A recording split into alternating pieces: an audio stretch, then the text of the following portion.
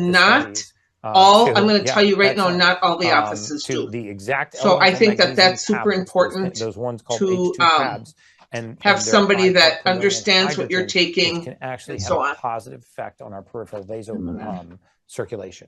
And so if we can find ways to serve the 70% of our circulatory These are system good that is questions already. underserved by the majority of Okay, mainstream so medicine, Dr. you're Shin's talking looking about at caring for questions. the portion that's And being stay on. ignored. We are And a giving lot of away times you 15 can see mil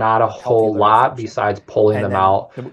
That will help. If they're fresh, if they're not quite in there good, that could work. But I mean, it's not going to hurt. Again, you're going to hear this Try so it. often. If they don't do it, then pull them out. A cop out.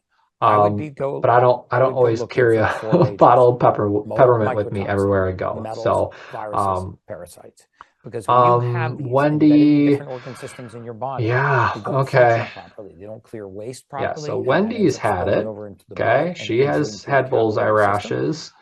Well, Imagine you know how to get a what hold of me, happens Wendy, if you in need a help. capillary a fraction the Not size every of tick human carries hair. Lyme, When right? it Correct. fills with Not every waste tick that the has liver's Lyme. trying to So, push out through the skin. Three things happen. There's One, not a percentage nutrients of don't reach the skin, so what the does. skin So takes on this yes, you're patchy, correct. scaly Not every tick kind of has look. Lyme, which is just good. deprived, I right? did read You Rebecca's could do while it you're to your going entire through arm that. if you put She's a talking tourniquet in the about middle of your forearm. You would start to she's get constantly out in the eczema-like woods. She's appearance to the constantly has skin ticks on on your her, has on your quite a few palms and the back of frequent your bites. hand. There's There's no nothing way that wrong she with could that go to the skin. You've just doctor every deprived it time. of I blood agree, flow. So right? you get this If compounding you ever effect get where a you get bullseye rash, scales, that's when I would patches, consider it. itching, But in the and meantime, also I when would you be deprive taking some of those things, distal right? tips I'd be of keeping your nerves immune system with strong, taking the with the On proper Guard, blood taking some of that supply, DDR the nerve Prime, begins to using some of signal the things that it's not frankincense, using some of that experiencing. You oregano experience around that pain, area, burning, maybe numbness, taking that tingling oregano in oil, areas where it's clove, actually some not of being those things irritated, for a it's couple being days starved of around that nutrients. bite. And so Again, if you're getting bit every week, red just light therapy is kind also of keep taking extraordinarily it. good for these conditions. Now, You can oregano Google oil is strong, so that's not photomodulation, something that I'm which is like, the yeah, just fancy take every word day for as red a light general therapy. health and wellness And kind of thing. eczema or I M, wouldn't do that, but psoriasis, if you and you can get see all the bit, I benefits would of red light therapy take it for for a those few things. days But if I was for going to do sure. anything, I would be Put it around detoxing the that liver. area I would be again, increasing my frankincense, hydrogen bonding oregano intake. oil, little roller, And do I that. would be But if looking you at the ever get that fundamentals of bullseye like rash, detoxing that's when I metals, would consider parasites, and going viruses. in. Terra Shield works really well. Yep, love the Terra Shield. What if Awesome, we've had guys. Lyme untreated Guys, for VIPs, years? that's a wrap on day 2 We for need to the do Ultimate something. Morning So Routine Challenge. give me a call. Like I Okay. said, I We really want to can become work on it. We increasingly can more do it. intimate We with just this have to group come up and with a plan. finding more ways to Whether serve that's you. in I want to take a combination. The moment, first of hard all, thing to just is, thank you. Every single one of you who showed if up it today, depending, took unless we action, get a and are committed to confirmatory making your mornings test better, for the you're Lyme, already we ahead might of not be able to do the 99% of the antibiotic rest of part the of world. it. So But let's there's definitely quickly some natural review things that we can some of my start to do. non-negotiable And again, it morning just status. depends on the Number one, situation and what's going hydration, on. But super again, some important of in the those mornings. natural I add things like AHA the Gold Sea oregano Salt to oil my and water different things like because that are going first to thing in the work. morning, your body is dehydrated and it needs minerals. I add Perfect Aminos. You can take another amino acid supplement if you'd like, but the 8 essential amino acids are important for us first thing in the morning. They fuel your muscles. They support your longevity. They actually support the structure of every protein in your body, and it keeps you in a fat burning state. And then I used to use hydrogen water bottles. Now I drop an H2 tab in my water. It's 12 parts per million hydrogen. Super easy to travel with. If you are one of those people like me that travels a lot, you need to mitigate the effects of altitude, static electricity, high amounts of radiation, and dry air on airplanes. And that's the best way to do it. So here's what I want you guys to do tonight and tomorrow morning. Rewatch today's breathwork session, practice.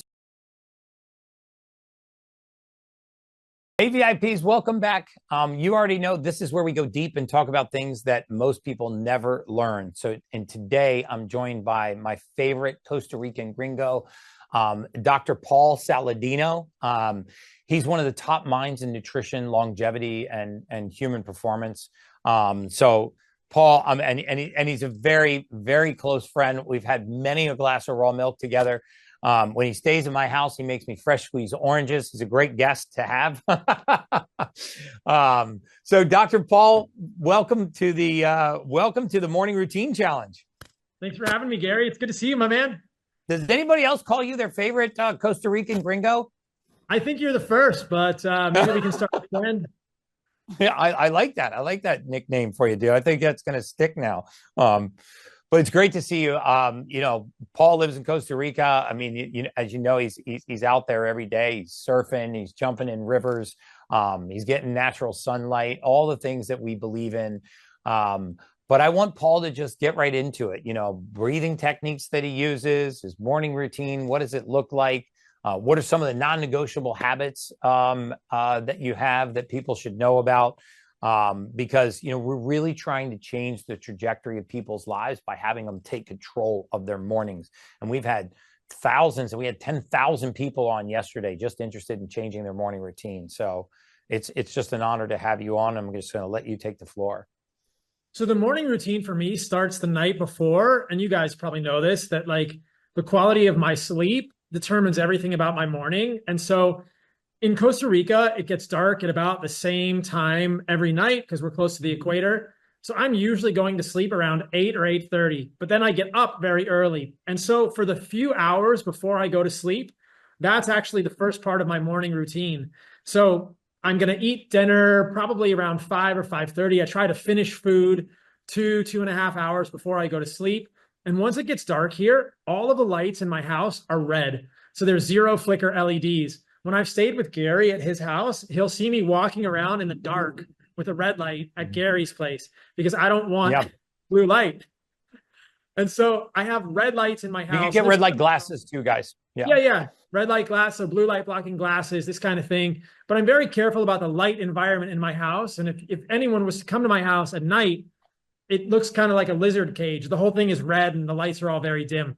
And then I go to sleep. Before I go to sleep, I'm not trying to be on my computer. I'm trying not to be on my phone.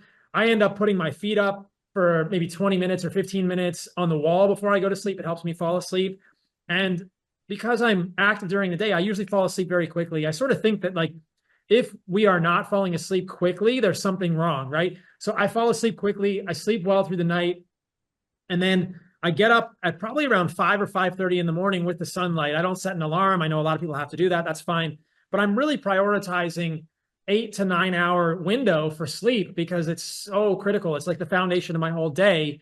I'm sleeping, basically in a very dark room that's as cold as I can get it in Costa Rica. And I have a cooling mat on the bed. So like the coolness of the room, the darkness of the room, all that matters to me. I personally sleep with earplugs.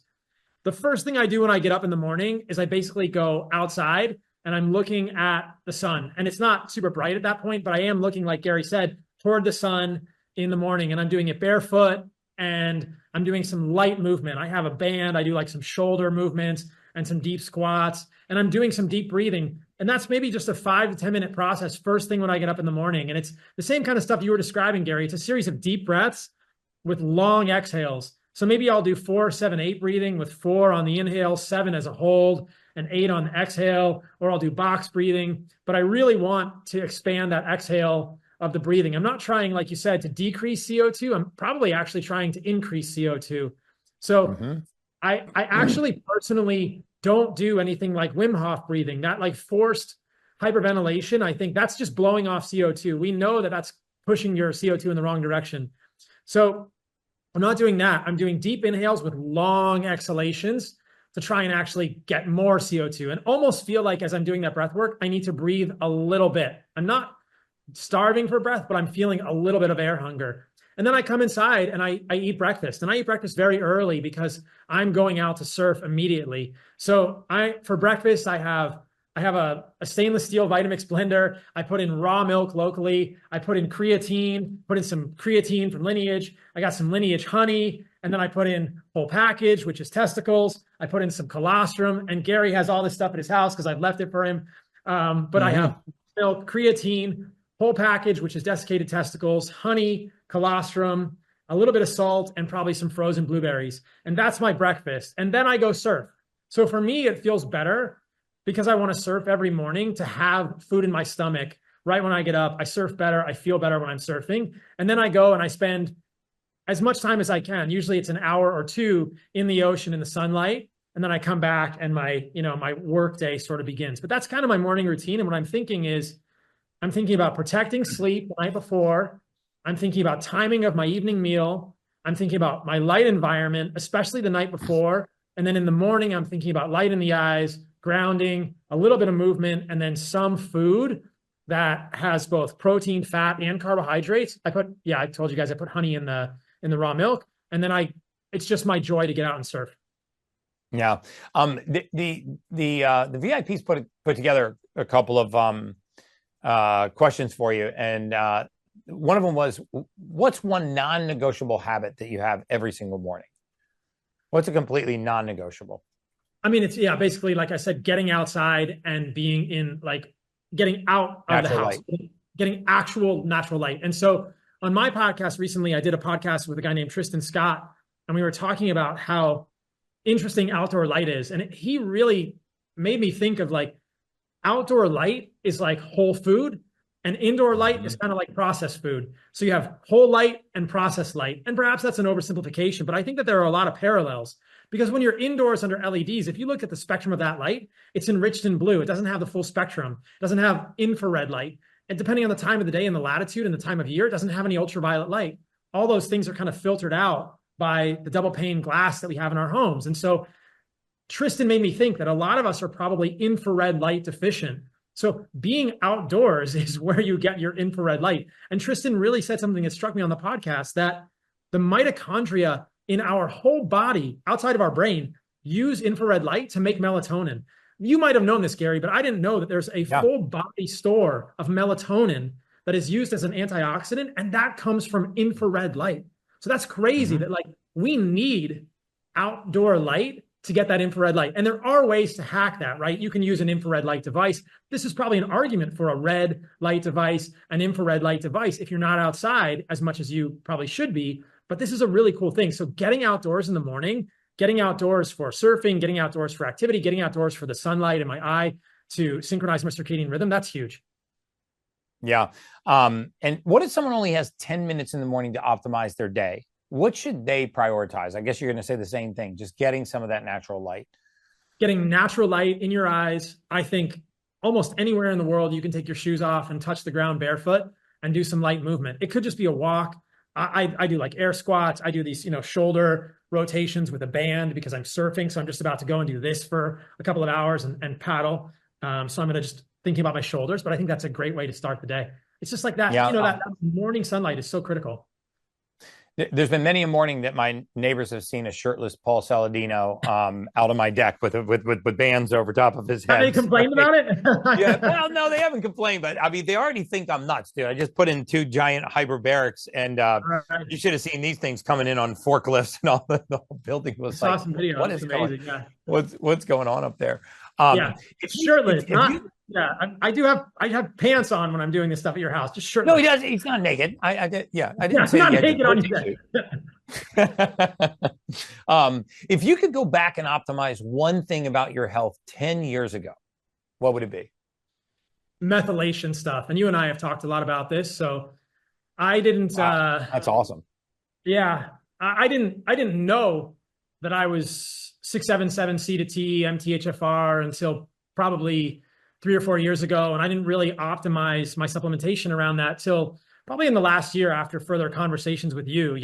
For a little while there, I was just taking methylfolate, and, I would say naked methylfolate didn't always feel great to me, but adding like TMG plus riboflavin plus B6 plus B12, the methylated B12 plus the methylfolate, that really has helped my physiology, I think. So I know not everybody on the call has methylation SNPs at the level that I do, but yeah, understanding like biochemistry for methylation was a pretty big deal. That was a big thing for me. Yeah, no, Paul and I have had hours and hours of conversations about this. And the last few times he was at my house, we went deep down the rabbit hole of this. I've got a couple other questions, specifically for you.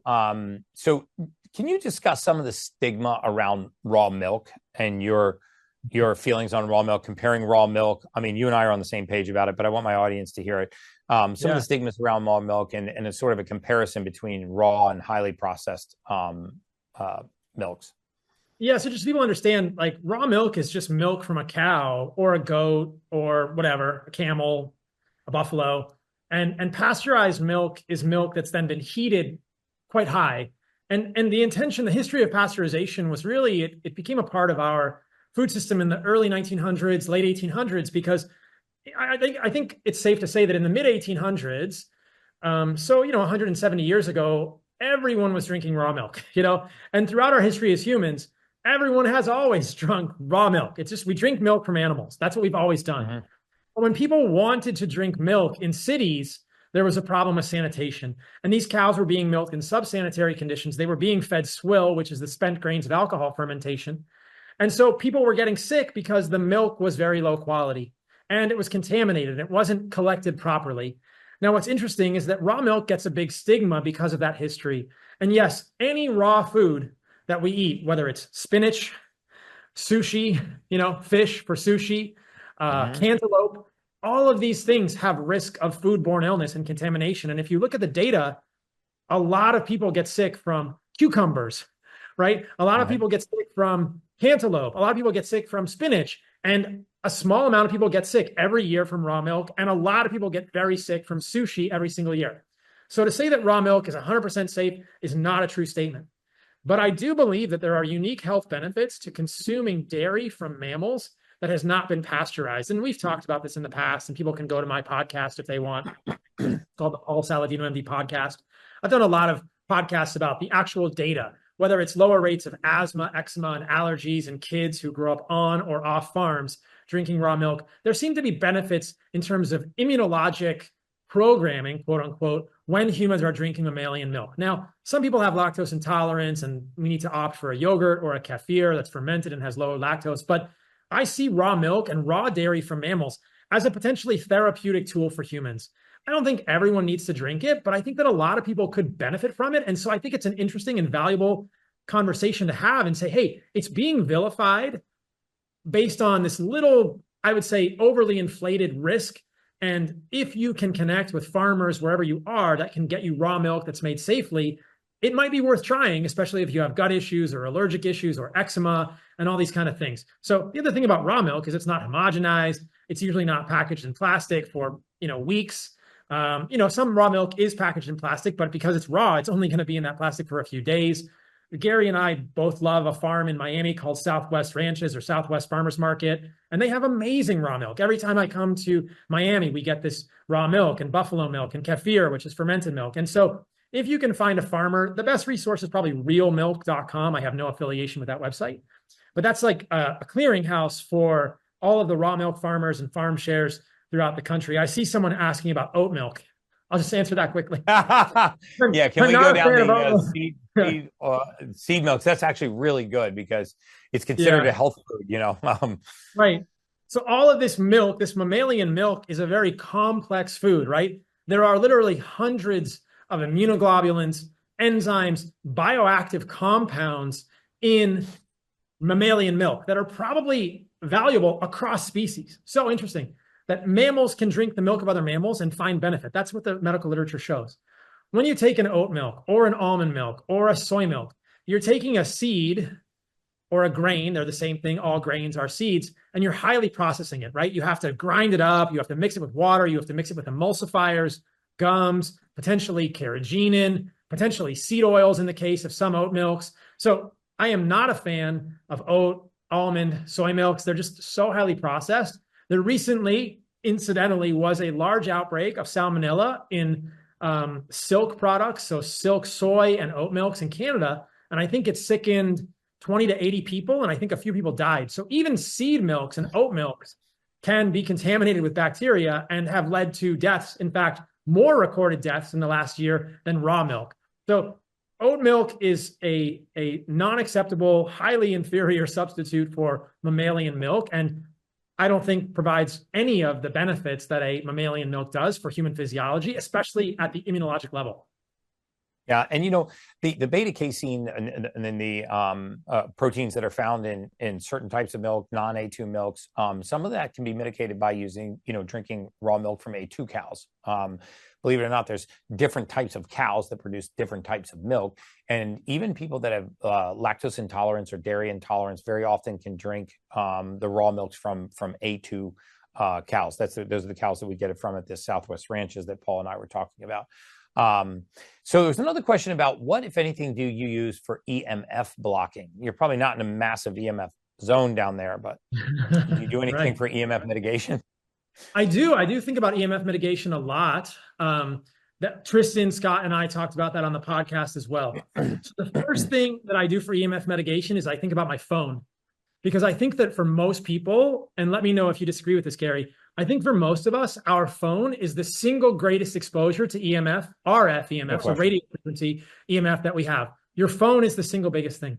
If you have an RF EMF meter and you hold it up to your Wi-Fi router, your phone is basically a little Wi-Fi router that's around you all the time, that a lot of us carry in our pockets, that we're around within a few feet of us all day long and potentially all night. I'm always kind of incredulous when I text someone because I'm in Costa Rica. I get up at 5 a.m. Central Time and I have friends on the West Coast. So sometimes I'll get up at 5 a.m. Costa Rica time and I'll text them and it's 3 a.m. and the message still gets delivered. And I think your phone should be on airplane mode, dude. Why is my phone getting delivered, right? Like, I don't want to see 2 checks on the WhatsApp. Like, your phone should be off and on airplane mode, especially while you're sleeping, and as much as you can when it's near your body. All of these EMF cases, I've never seen a case on a phone that really works to block EMF short of a Faraday bag, And so I want people to understand that, like, on your phone, you could just put your phone in airplane mode. I guess that means your phone doesn't work, but if you don't need to use your phone please don't have it on you, not on airplane mode. And don't put your phone near your bed if it's not on complete airplane mode. A lot of people don't know that if they put their phone on airplane mode, they also have to turn off Wi-Fi and Bluetooth to completely stop all of the RF coming off the phone. So that's important. So think about your phone as the biggest exposure. Beyond that, it's probably the Wi-Fi router in your house, which you can turn off at night because you shouldn't be sleep texting your friends. You don't need your Wi-Fi at night. And then you think about all of the environment around you. Somebody asks, what is a Faraday bag? A Faraday bag is just a metal bag that goes around a phone or a Wi-Fi router. There are ways to mitigate RF with just metal casings. What I've done in my house in Costa Rica, which is not easy for everyone, is I don't even have a Wi-Fi router. I have an internet router and I have Ethernet cables coming off the router. And so right now in my house in Costa Rica, if I were to check, and I can prove this to you guys if you want, there's essentially 0 RF EMF where I live here because my computer is on airplane mode, my phone is on airplane mode, and the way that I'm connecting with all of you cool people is through the Ethernet. There's a cable connected to my computer right now. And this is not necessarily... So 1992 of you. Yes, this is not beautiful. This is not aesthetic, but this is functional. It's part of my experiment. So yeah, there are cables on my floor, and in the next house that I build, I will ask the builder to put an Ethernet port in the wall. This is not, like I said, necessarily functional for everyone, but it is a possibility. And most people don't know that you can take a cable like this and hook it up to your cell phone. So there is an adapter. There's an Ethernet to USB-C adapter that you can get on Amazon, and you can put that right into your cell phone. So you can technically use your cell phone on complete airplane mode if you wanted to. Again, I think that the first step for most people is not having your phone on you all of the time and being aware of where your phone is and then turning off all the devices at night. The other thing I do in the States, which you'll laugh about, is I have EMF blocking underwear. Do you have EMF blocking underwear, Gary? I do too. I have it by Lambs. I usually wear it when I travel, but yeah, I got the whole suit. By the way, do not try to go through an airport with that on. Because the security does not like it when they actually go to scan you and you're just a big missing invisible blob. You have to get the pat down. Yeah, you got to get the pat down. Yeah.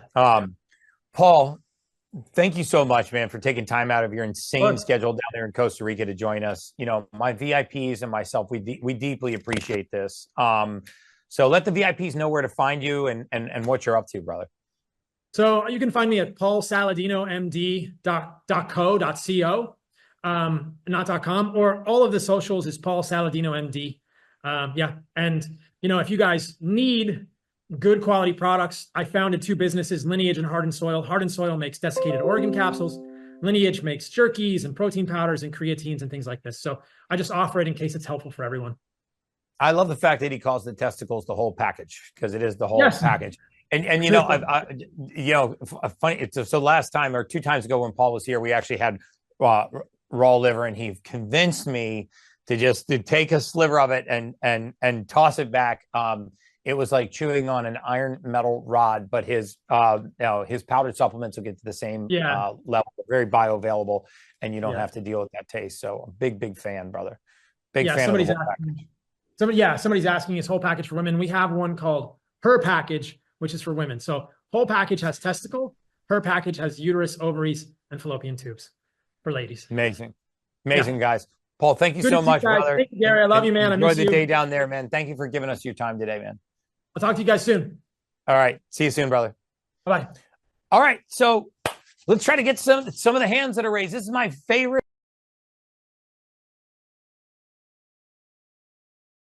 time, you know, getting to the Q&A, and maybe we'll even extend it today because I really want to provide value for you guys. I know we have a lot of new VIPs that are joining today, so I see a lot of new faces. Like Michael, how you doing, buddy? Great. How are you doing, Gary? Amazing. Good. It's good to see you again. We saw you at the ball there. In Maha, yeah. Just a few weeks ago, I ran into you real quick, and you know, we said hello. It was good to connect again. But basically, you know, our health is our wealth, right? So it's extremely important that we try to take care of our health first and foremost. So if we need to take care of others, right, we got to take care of ourselves first. I agree.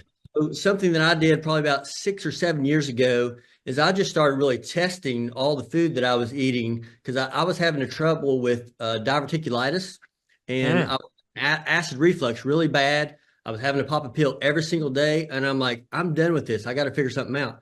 So basically, I cut out, no drinking pop, eating super clean, don't drink, no McDonald's. I hadn't eaten McDonald's probably 15 years or Burger King or anything like that. But I stopped eating pizza. I stopped eating bread completely. And I did a regimen also. Yeah. Have you ever heard of anybody doing an aloe vera regimen? So I did an aloe vera regimen, and I started taking one pill all the way up to 30 days and then like coming back down.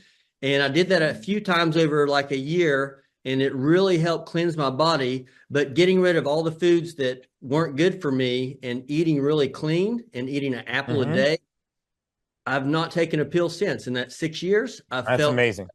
I have super high energy. So I don't know if that would even help, your friend with his issues because, the colon. But what do you know about aloe vera regimens, and have you experienced anything like that before? Yes, aloe vera is actually really good for certain types of cleanses, especially cleanses of the gut, along with binders. If you take them a certain distance apart. Aloe vera is actually anti-mucus building, so it actually is very lubricating to things like the intestinal tract, but it's also doesn't build mucus. It's also very, very hypoallergenic, meaning there are virtually no known allergies to aloe vera, which makes it super safe no matter what kind of biome that you're putting it into. So I'm a big fan. We're actually going to do the next month or the following, I'm going to do a whole thing on detoxing, because understanding like how do we detox our body? What are our natural detox pathways? How do we actually detox the colon, the liver, the pancreas? Because a lot of the detox regimens out there are actually toxic for you. One of the things that we don't like to do when we detox is just dump stored waste back into the bloodstream. We want to make sure that we eliminate it properly. And one of the ways to do that is with aloe vera in conjunction with some of these detoxes. So did you have a question for me? If not, I'm going to try to jump to the next question. Yeah, go ahead and go next. Thank you, Gary. Okay. Great talking to you, brother. Just a reminder, I'm going to try to get as many hands as possible. So to make it fair to everyone, if you can, try to ask one question and keep it short so I can just knock these out and get to the next question. I want to get to as many of you guys today as we possibly can. Hi, Janet. Hi, Gary. How are you? Super good. Yes. Thank you for everything. I know we touched on some stuff with the like osteoporosis and stuff like that. So yeah. So I had some questions about that. Yes. And I know you touched. I think you had said osteoporosis instead of like I have like osteoarthritis. Ah, okay. So yeah. So over the past 5-6 years, I've been going to doctors, and I'm very, very active. I don't want to stop being active, so it's really rough for me. But everybody keeps telling me, you're getting older. I'm 66, Gary. I'm very active. I ride motorcycles. I hike. I climb mountains. I do a lot. I ride my bicycle, and of course, over the last 5 years, it's been a little tougher. I still do what I do, but I've slowed down. I want to keep going. I don't plan on stopping. And I know you had talked about, I know I get a lot of inflammation with everything. And I know you talked about 12 minerals that, I guess I didn't really get is there certain minerals, or is there a supplement you do? So a couple of things are good for. So osteoarthritis is different than osteopenia and osteoporosis. So osteopenia is the precursor for osteoporosis, which is brittle bone disease.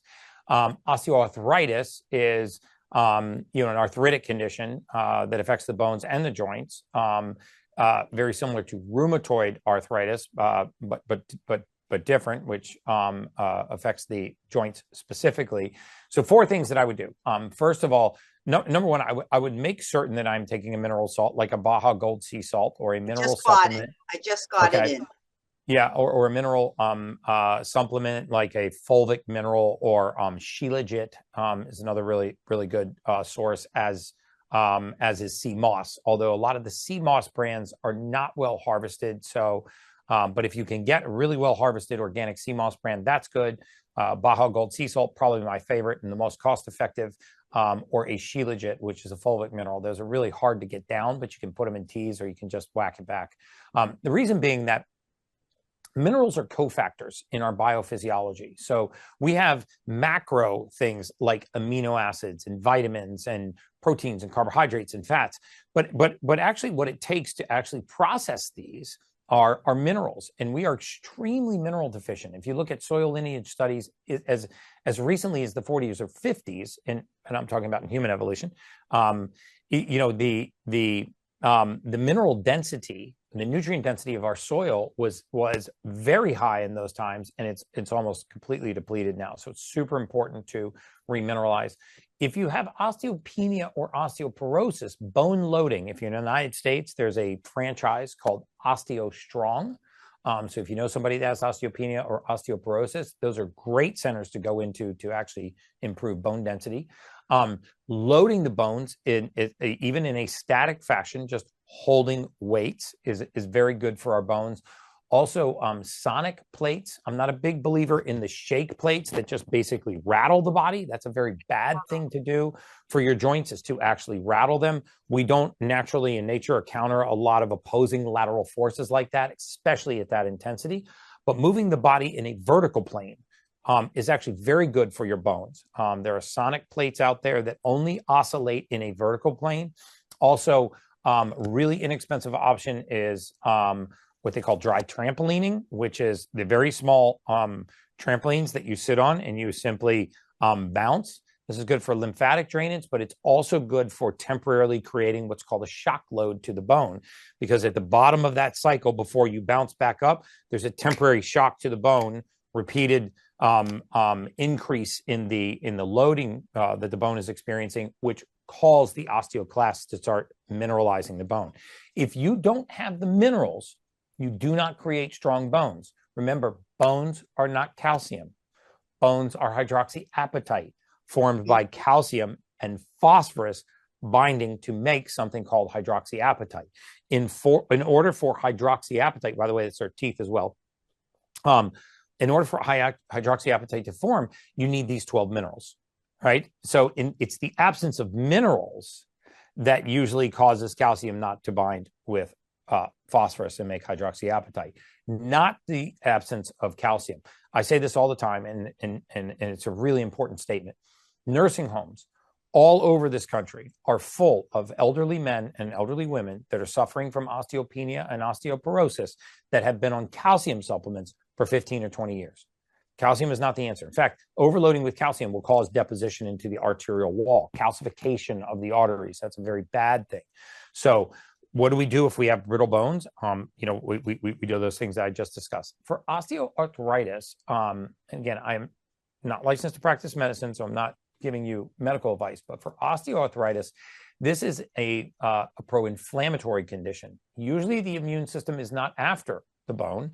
The immune system is after something that is embedded itself in the bone. So the four big categories, and you're going to hear this over and over and over and over again. Remember, nearly every disease and pathological condition known to mankind are not things that are happening to us. They are things that are happening within us.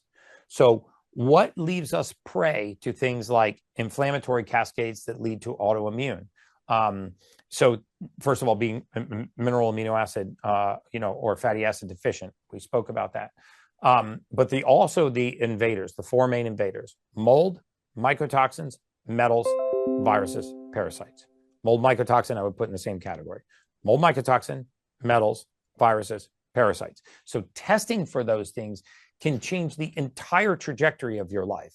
Because if you have a low grade chronic condition going on because your immune system has recognized this invader and is trying to get it out, you can support that elimination and sometimes calm the immune system down. So that's something when you were talking about the health. Vibrant Wellness has a great test for those. They do all the testing would be something I could get that done with. If you or a loved one has an autoimmune condition, any autoimmune condition, you got to ask yourself, don't. You know, well, I'm saying this as a blanket statement because I want to address all the VIPs.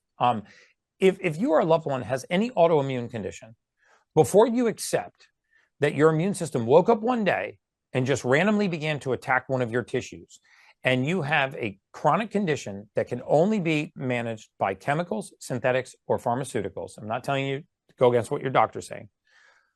Do yourself a favor and try to find the invader that maybe triggered that condition to exist. And you know, at some point in our VIP, I'm going to go through some of the biggest autoimmune conditions that are known to mankind, and we're going to look at what the research has to say about pathways that mimic those autoimmune conditions that are mold, mycotoxin, viral, metals, and parasitic related. I'm actually on a parasite cleanse right now. I just do it for 10 days, and then I take a few months off, and then I do it for another 10 days. It's very, very simple. All right, so we're going to move on to the next question, but thank you so much.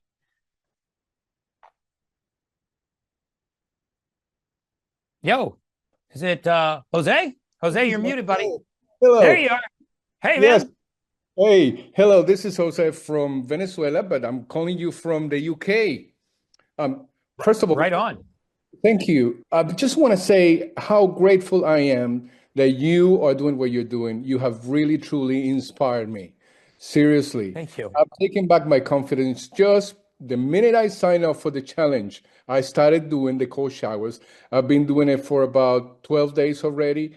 And this has had a massive, massive impact on my self-esteem and my energy. Thank you. That's amazing. Love hearing these stories. And guess what? How much did the cold shower add to your budget? Yeah. So anyways, it's been great. I'm 57, and I just wanted to hear what your advice or your opinions on this. I used to suffer all of my life from constipation, and I also have in my family a history of in the skin keratosis and cancer of the skin. So I used to suffer when I've been very stressed out from hemorrhoids and all this, it comes together. Is there anything that any insights, any ideas that you would like to share as your opinion? Sure. I mean, so anytime you have a condition, like you say, I'm low on energy, I'm constipated, what we should do is we should convert what you're saying into physiology. So I'm just going to do that for the group real quick. So when you say you're constipated, what you're basically saying from a physiological standpoint is my intestinal motility slowed to too slow of a rate, which allowed too much water to be absorbed from my colon. So we have a small intestine, which eventually dumps into our large intestine, if you want to call it that, or the colon, the ascending, the transverse, the descending colon. And the function of the colon, the majority of its function is to remove water, right? So if things move through the colon too quickly, then we can't take out enough water. This is what we call diarrhea. When things move through the colon too slowly, we remove too much water, and this is what we call constipation. So this is what's happening. If we pause for too long, constipation. If we move too quickly, then we have diarrhea at polar opposite ends of the spectrum. If it's moving at the right pace, then you actually have normal bowel movements. So the reason why these types of things run in families is not because constipation runs in families. There's no constipation gene. The reason why they run in families is because the deficiency that leads to this condition runs in families. It is most commonly, although not always, but it's very commonly a deficiency in something called methylfolate, which is the reduced form of folate or folic acid. One of the reasons why I'm not a big fan of folic acid at all, I think it should be one of the things that you get out of your life because it won't hurt you to not eat fortified or enriched foods that have a synthetic form of folate in them. One of the things I would encourage you to do is you probably have a family history of folate deficiency or methylfolate deficiency, not a family history of constipation. The second thing that happens is when your Constipated on a regular basis. This means that stool is hanging out in the colon for too long. Very often contents can putrefy when that happens. When contents putrefy, in addition to methane gas, you also get waste products that move through the lining of the colon and they go into the skin. They move through the lining of the colon, they go into the bloodstream. When they move around the bloodstream, the liver captures them. And one of the ways that the liver eliminates waste is through the skin. The liver can use the skin as a secondary route of waste elimination. If you've ever actually had the cold sweats, which is called active sweating, which everyone on this call has had the cold sweats because you've had the flu. Why is it that you can be in a cold room? You're not actually, you can be in a cold room and all of a sudden you start sweating. That is the liver using the skin as a secondary route of waste elimination. As it pushes waste to the surface of the skin, these pro-inflammatory cytokines or these inflammatory factors are right at the surface of the skin. Now your skin doesn't interact normally with light. It doesn't interact normally with topical products that you're putting on your skin. It doesn't eliminate those as well. And now you have a high propensity for melanomas and other cancers of the skin. Interestingly, if you look at the rate of melanoma and sunlight exposure, and you look at the rate of the parabolic rise in sunscreens, you could overlay the parabolic rise with skin cancer with the parabolic use of sunscreen. I'm not telling you not to use sunscreen. If you're going to use sunscreen, I would use a beef tallow and zinc oxide sunscreen because your body can actually process these and they pass through the skin, enter your bloodstream harmlessly. But I think it was 23 brands of sunscreen, if I'm quoting this correctly, have been pulled from the market since 2018 for directly being linked to skin cancer. So we've been taught to fear the sun. And this is not true. Most of us are actually not getting enough sun. It's not that we're getting too much sun. So those are some of the things that I would look at. In your case, I would definitely investigate a methylfolate deficiency. Wow. Thank you so much. You got it, Jose. Awesome. Okay, guys, this is insane. We have over 40 hands raised. I cannot get all of you today. However, I'm going to extend this call to try to get to more of you guys. My team is telling me not to. But I'm going to do this just for you guys because this is our group, guys. We're on this journey together now. So I'm going to try to get to as many of these hands as we can. Hi there. Hi, Gary. I'm Hillary, Michael Hillary. Hi, Hillary. So, hi. It wouldn't let me rename us. So anyway, I just have That's to tell okay. you, I send a lot of people your reels all the time. Like, thank you so much. They're awesome. And they have awakened us to we're always looking for answers. We're not in the medical system, and so we appreciate that you're doing what you're doing. So I have thank you. You're so welcome. Thank you. I know I want to try to do this quickly for you. I'm going to ask you mainly about the liver, but I'm going to just mention quickly that the kids a week and a half ago got off a cruise and came by to visit us with Grands and brought us the flu. And I've been really struggling trying to get this out of my lungs and don't want an antibiotic. I'm now on a mushroom product by a medicine man I'm trying. But anyway, so I wanted to mention that just in case you have something for me. But so I've been rebuilding my gut. It's taken a whole lot of inflammation out of my body. I can actually use my knees, which is just miraculous to me, though I still have a lot of pain, a lot of shoulder pain, so I'm sleeping with castor oil and stuff like that. The signs of liver are everywhere. I mean, I've got spots all over my body, fatty tumors, things like that. So I also add I don't know if this is good, but I add a beef gelatin to my smoothie every day. Anyway, I'm trying a whole lot of, herbal things and just would love to kind of focus in on getting that issue resolved because I think it's so fundamental. I like my hormones don't even show up on a blood panel, not estrogen, not testosterone, none of that. But I think that's like you keep mentioning, that's a root system issue because if your gut is okay, it'll produce what it needs to produce. Yeah, if your gut is okay and your sleep's okay. So three things I would say. First, milk thistle and glutathione are excellent for the liver. Remember, glutathione is the master antioxidant in the body. It resides inside of every single cell in your body. There's not a single cell in your body that does not contain glutathione.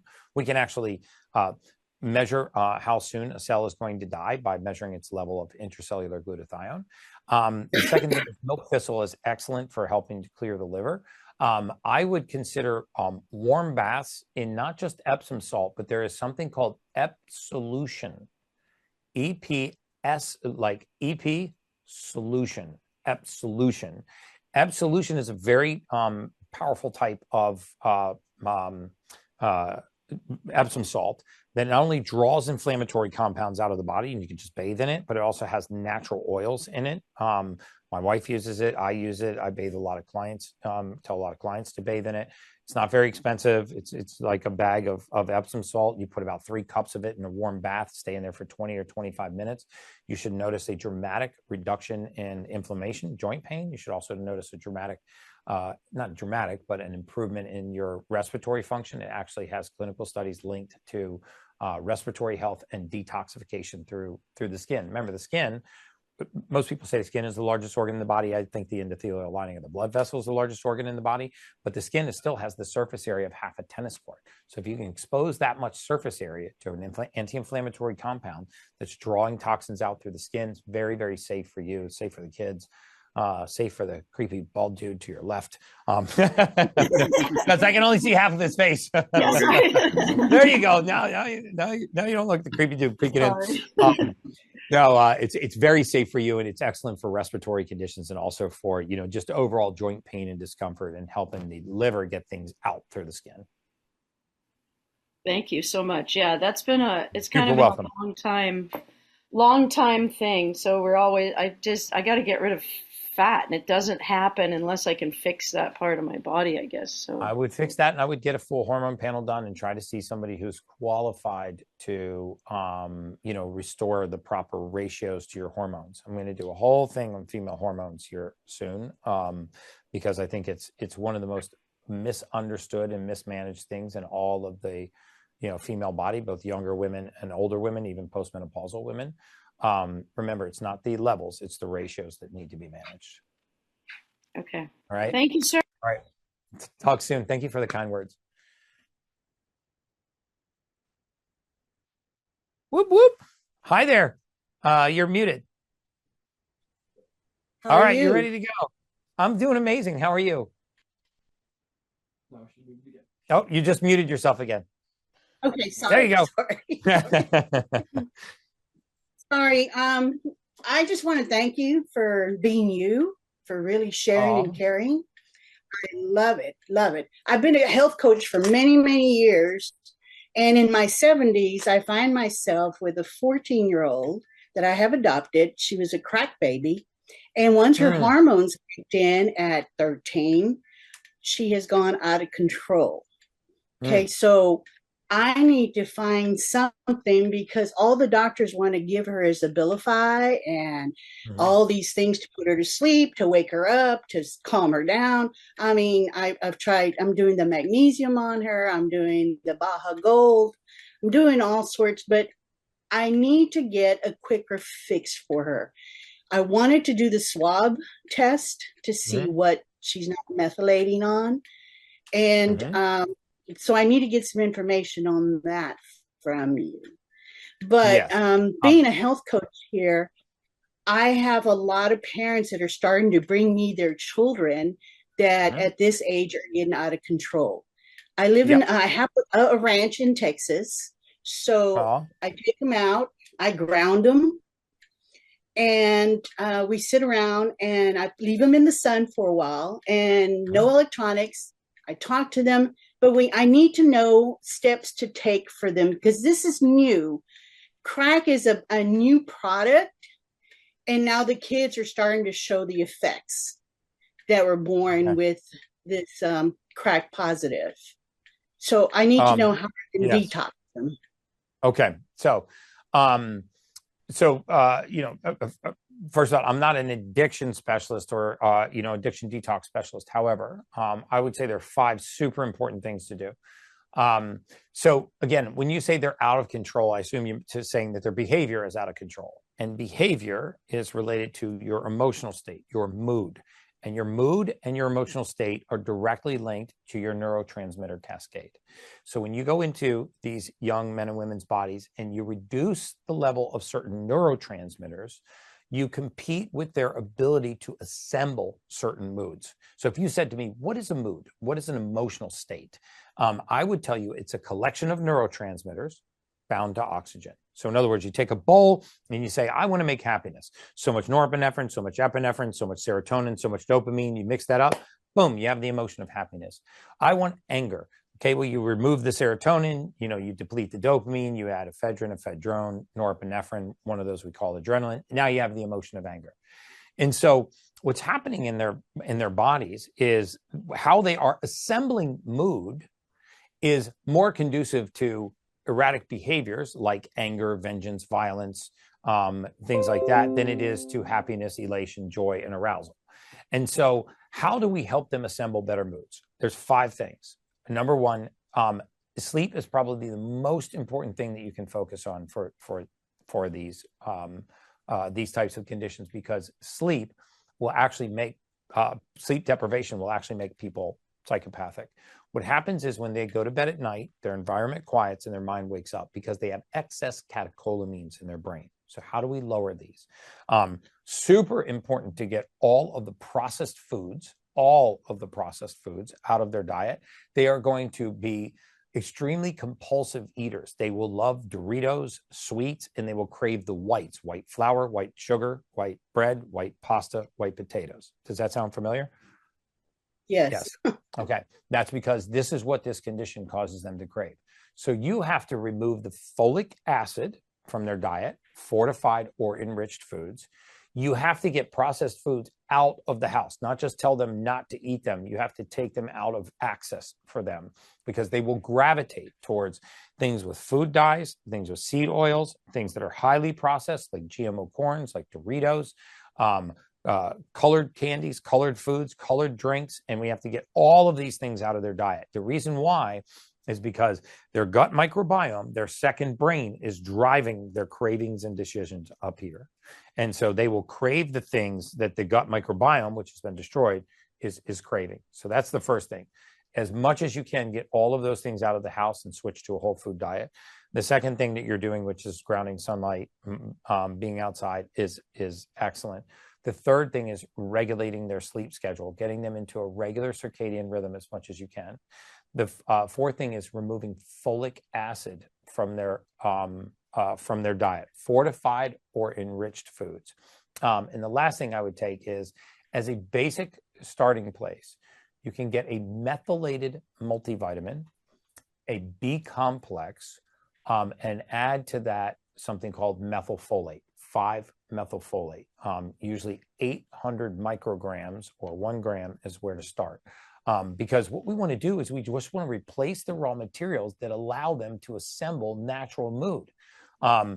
And I bet you're going to see dramatic changes in their behavior once you shift their diets to whole food diets. Dr. Amen talks about this all the time. The research that they did on attention deficit disorder children that had a propensity towards violent outbursts and violent tendencies. And all they did was shift their diet for 14 days, and they already noticed dramatic changes. In prison systems in the country, we have actually removed highly processed foods from certain prison systems and seen a dramatic drop in violent behavior.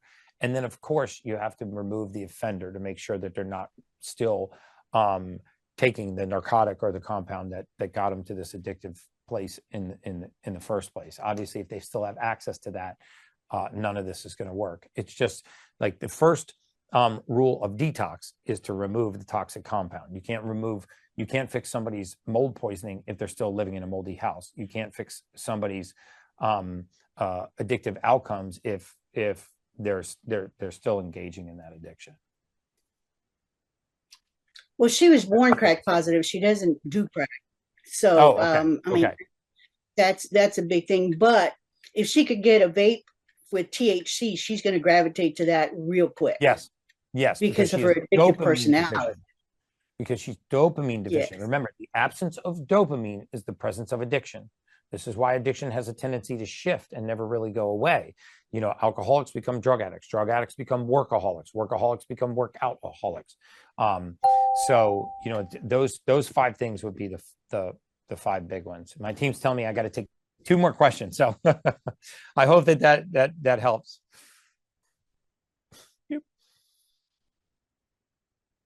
These are all amazing questions. Hey, Joe. Gary, thank you so much for taking me today. Amazing. You're welcome.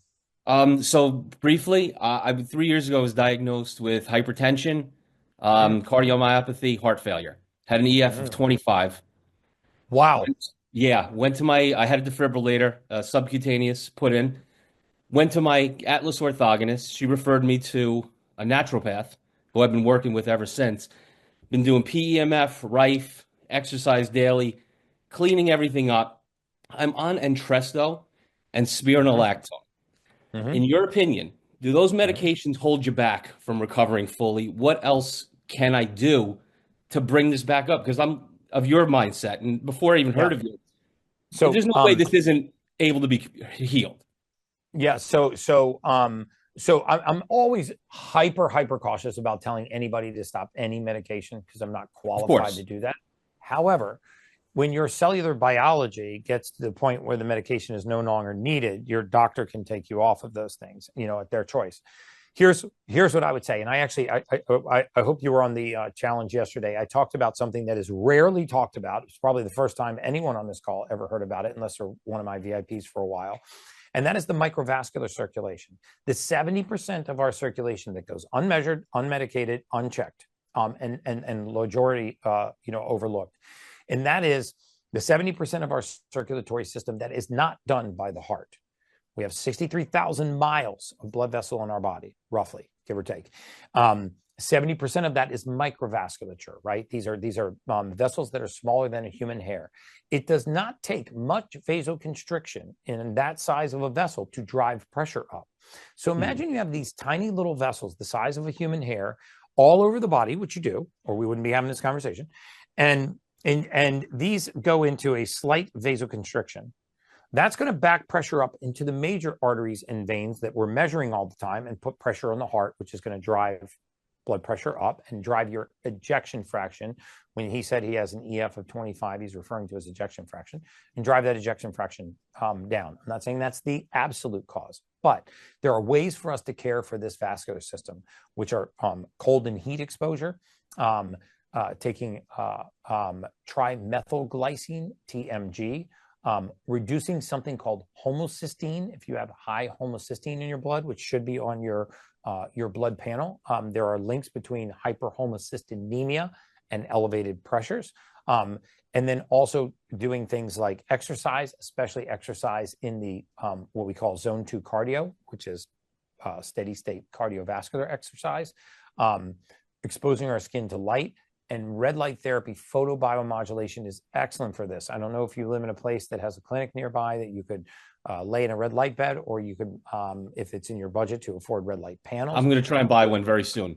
Yeah, those are excellent things for things like that because they serve the microvasculature. I will also say, and this, I'm not just making a shameless plug for hydrogen water, but I will, in the show notes below, I will link the studies to the exact elemental magnesium tablets, those ones called H2 tabs, and their high part per million hydrogen, which can actually have a positive effect on our peripheral vaso circulation.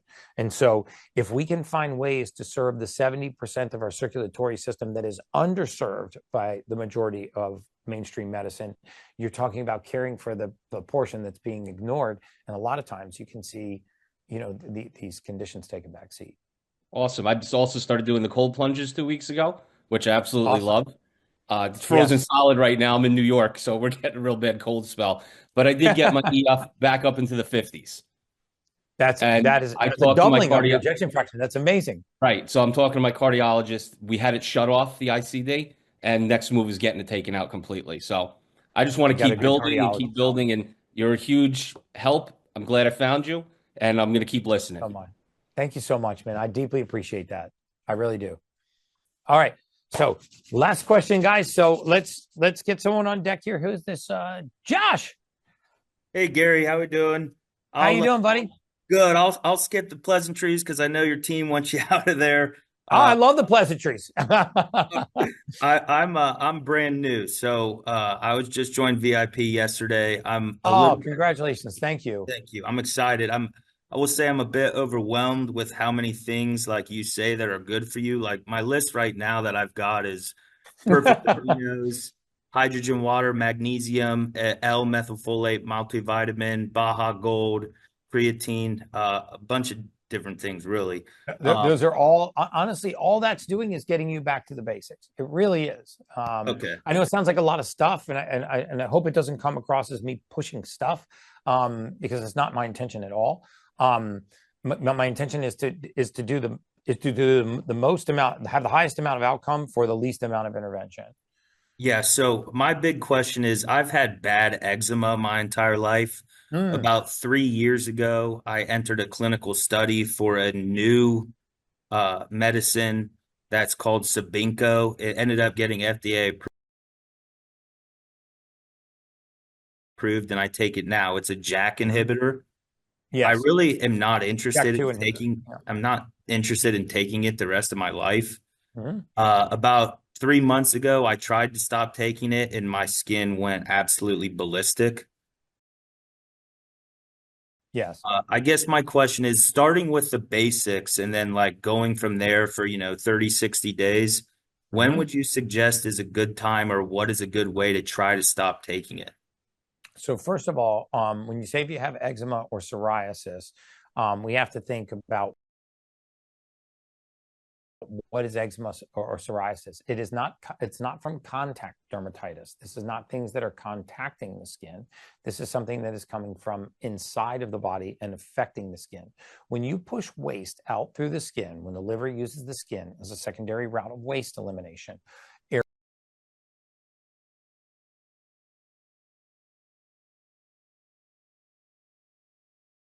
areas where it eliminates that waste become highly, highly inflamed. So the best thing to do is start to reduce those inflammatory compounds and strengthen your waste elimination pathways. So there's two detoxification pathways in the body. Not to get too complicated. One is called glutathione, and the other one is called transsulfuration. And these are just fancy names for saying, how do I take cellular waste that the body can't get rid of and help the body get rid of it? So glutathione supplementation is incredible.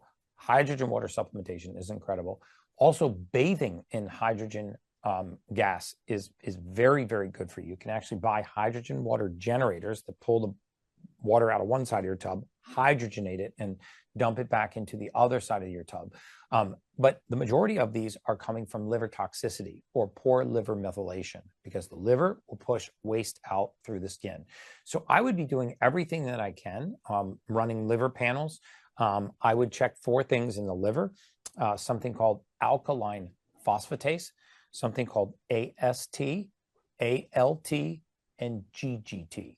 These are just fancy names for liver enzymes that tell you how inflamed or irritated the liver is and how difficult of a time it's having processing certain waste and nutrients. The liver is a very busy organ in the human body. So anything that you can do to support healthy liver function, and then which is glutathione, milk thistle, proper hydration, hydrogen water.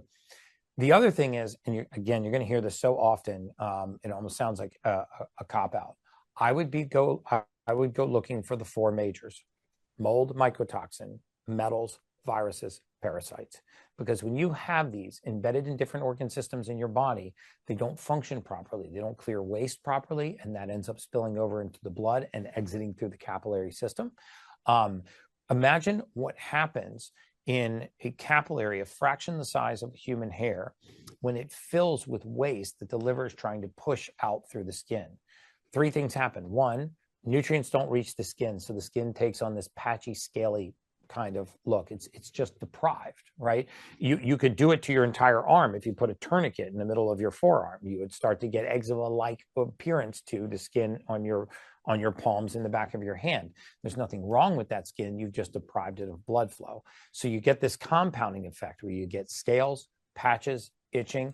And also when you deprive distal tips of nerves with the proper blood supply, the nerve begins to signal things that it's not experiencing. You can experience pain, burning, numbness, tingling in areas where it's actually not being irritated. It's being starved of nutrients.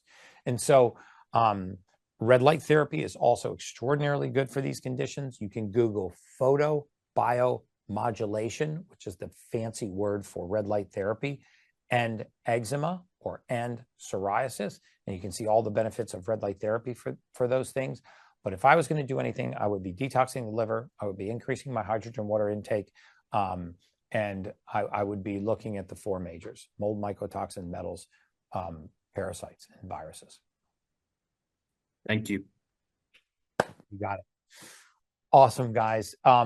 Guys, VIPs, that's a wrap on day 2 for the Ultimate Morning Routine Challenge.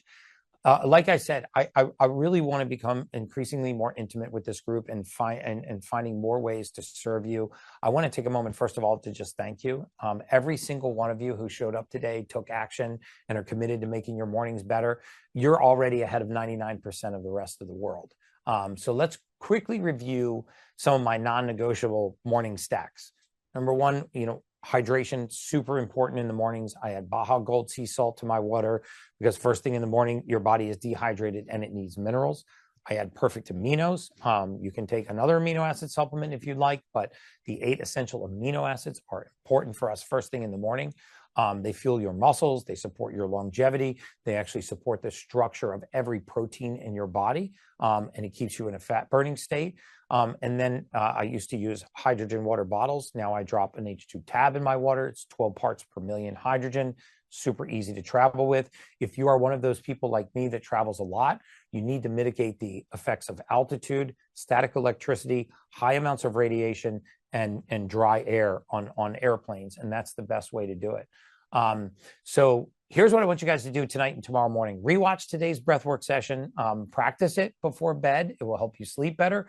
Practice it tomorrow morning when you get up. Hydrate a few hours prior to bed with a pinch of Baja Gold salt in your water to help replenish your electrolytes overnight. Tomorrow morning, start with breath work.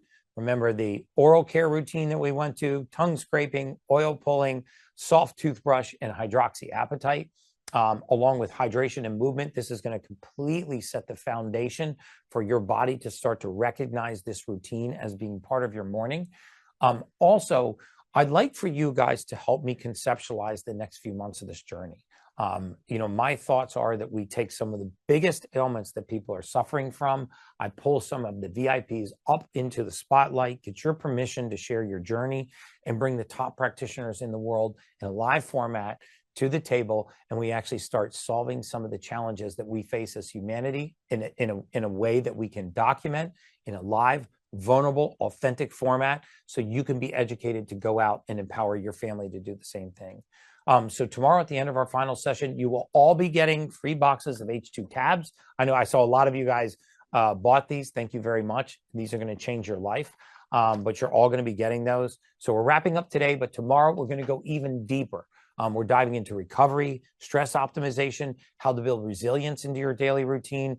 And from the bottom of my heart, guys, thank you so much for being here, for showing up. Thank you for paying to actually receive this information. It means a lot to me. I don't take it for granted. I don't take this group for granted. I want to be in service to you guys. So I'll see you back here tomorrow for day 3. That's just science.